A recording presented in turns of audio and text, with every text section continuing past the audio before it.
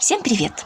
Первая волна цветения роз у нас в Беларуси в основном приходится на конец июня. В это время розы особенно нарядны и привлекательны. С каждым днем все больше и больше распускается бутонов, и сад наполняется изысканным, нежным и тонким ароматом. К сожалению, эта красота не вечна, и приходят дни, когда цветы начинают увядать. Это как раз то самое время, когда я приступаю к летнему черенкованию. Вот здесь розочка отцветает, и я ее срежу. Такой побег получился. Вот его я сейчас буду черенковать. Сразу приготовила стаканчик с водой, куда буду ставить срезанные черенки. Обычно я нарезаю черенки с 2, 3 или 4 почками. Это зависит от того, какое расстояние между почками. И еще смотрю, сколько черенков может получиться с данного побега. Вот тут некрасивый листик, поэтому я его срежу. И, соответственно, это будет у меня низ следующего черенка. Ну и получается, что здесь у меня черенок будет на 2 почки. Если есть возможность, время, я лучше удаляю все шипы. Они легко снимаются, если на них надавить в сторону. Это я делаю лишь для того, чтобы не пораниться, когда я буду нарезать черенки. Ну и смотрю по веточке. Здесь получается череночек, нижний лист срезаю всегда, он пойдет в землю. Дальше обрезаю листовую пластину, для питания вставляю 2 листа. Иногда их укорачиваю. Вот это будет один череночек. Тут я листик срезала, это будет низ. И здесь есть еще 2 почки. Вот этот верх я удаляю сразу. Вот. Тут получается, видите, как раз тоже листик неудалый. Я его тоже обрежу. Здесь оставляю все пластины только 2 листочка. Можно еще укоротить. И вот с этой веточки получится 2 черенка. Один вот до листика. И вот отсюда вам второй. Отступаю где-то сантиметрика 1,5-2. И отрезаю. Оп. Сразу поставлю в воду. И тогда могу вынуть, показать черенок. Вот такой черенок. Вот это один черенок. И второй улетел. Сейчас пойду искать. И вот тот второй череночек, который был снизу. Здесь тоже делаю надрезик. Можно сразу под почкой. Так. Раз. И в воду. Это вот такой получается черенок. Из этих веточек буду делать череночки с пяточкой. Прилегающую веточку разрежу. Так будет удобнее нарезать черенки. Раз. Вот они. Эту отложу. А здесь вот нижние листики удалю. Как правило, это листика 2 или 3, если уж совсем близко расположены они. И 2 листочка еще верхних оставлю. Вот над ним сделаю срез. Оп. Здесь 2 листика. Здесь 2 листика. Укорочу. И сейчас буду делать пяточку. Не спеша надрезаю. Не тороплюсь, потому что если сильно надавить, то со всей силы можно и палец очень глубоко порезать. Поэтому я не спешу. До половинки черенка надрезала. И сейчас возьму просто вот так и потяну. Вот такой черенок получился с пяточкой. То же самое проделаю и со второй этой же веточкой. Один, второй. Делаю надрез вот над этим хорошим листом. Раз. И тут 3 удаляю. Эти 2 оставшихся листика с пластинки укорачиваю. Вот такой тут черенок получится на 3 почки. Делаю надрезик, вот чуть-чуть захватив кору веточки, с которой растет наш черенок. Ой, так легче пошла. И раз. Удаляю и сразу в воду ставлю.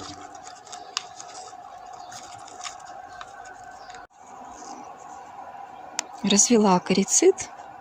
Сегодня у меня масаи. И сейчас буду обрабатывать от паутинного клеща черенки. и окунать.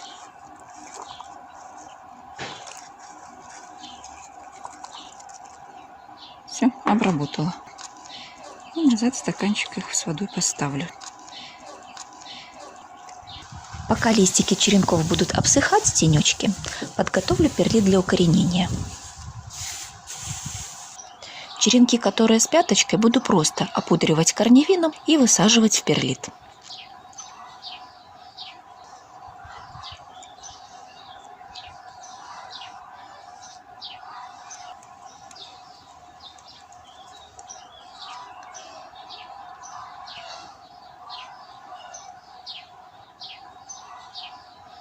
У черенков с косым срезом делаю сперва продольные надрезики неглубокие от нижней почки черенка.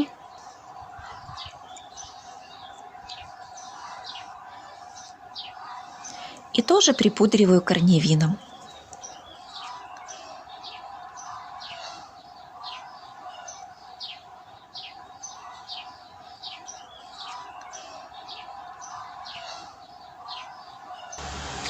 Все хорошо поливаю, прям с лейки.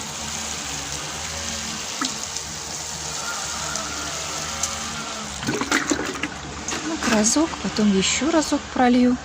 Он намокнет, станет более тяжелый, не будет уже так сыпаться.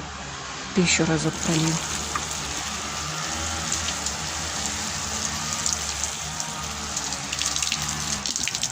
Все.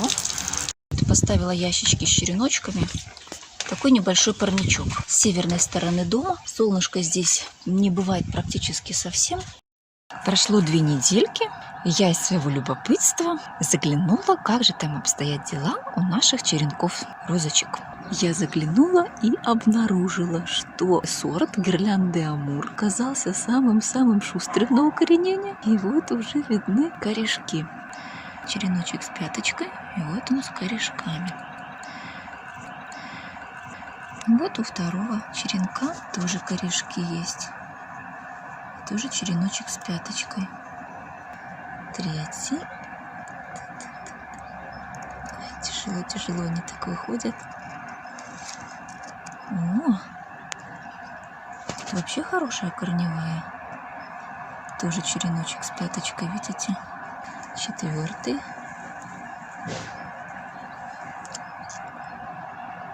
Вот такой корешок, и череночек тоже с пяточкой. Этот легко вынимается, наверное, корешка еще не будет. Да, корешка тут еще нет. Но не страшно, дальше поставим, чтобы он укоренялся. Тоже легко вынимается. Тоже корешков еще нет. Тоже назад его разместим. Пускай дальше укореняется. И последний черенок тоже легко вынимается. Вот корешок пошел расти маленький еще совсем. Я его назад аккуратненько размещу. Сделала такое отверстие. И туда, так, чтобы корешок оказался вниз, чтобы я его не сломала. Ну, под наклоном получился сам черенок. Но это не страшно. Главное, чтобы корешок не сломался маленький. Вот я его посадила. И с леечки сейчас все пролью. Больше корешков не видно было. Поставлю в тепличку и пускай стоят, укореняются дальше. С момента того, как я нарезала черенки, прошло чуть-чуть больше месяца. Вот наши 2 ящичка. Посмотрим, как обстоят дела с корешками. В первом корешке есть. Интересно, а как же обстоят дела во втором? Корешков много, они хорошо видны из отверстий. Смотрю, местами даже пучками корешки повыходили. Сейчас буду аккуратненько извлекать их из перлита. Теперь по порядочку буду доставать черенки. Первый у меня здесь идет инка. Угу. Ну вот, немножко есть. За месяц образовались вот такие корешки. Они, конечно, еще маленькие. Это с пяточкой. Черенок был. Корешки еще маленькие, еще им надо подрасти. Дальше инку вынимаю. О, тянется. Тут уже корешок побольше. Посмотрим, откуда идут корешки. Вот этот черенок был без пяточки. Просто срез и надрезы с 2 сторон вдоль черенка. Корешки снизу пошли по срезу. И сбоку по надрезам тоже корешки пошли. Ставлю черенок в водичку, чтобы корешки ни капельки не подсохли. Еще череночек инки. Этот легко достался. Такие вот корешки. Дальше пойдет. Ох, тяжело тянется, значит корешок хороший. Я не тороплюсь, сильно-сильно не тяну, чтобы не порвались, потому что корешки очень хрупкие. Вот, целый комок. Хороший корешок, он уже пойдет у меня на посадку. В итоге вот получилось с хорошими корешками 6 череночков. Черенки, у которых маленькие корешки или вовсе калюс, посажу вновь в перлит, пусть подрастают. Еще один представитель флорибунды – это черегел.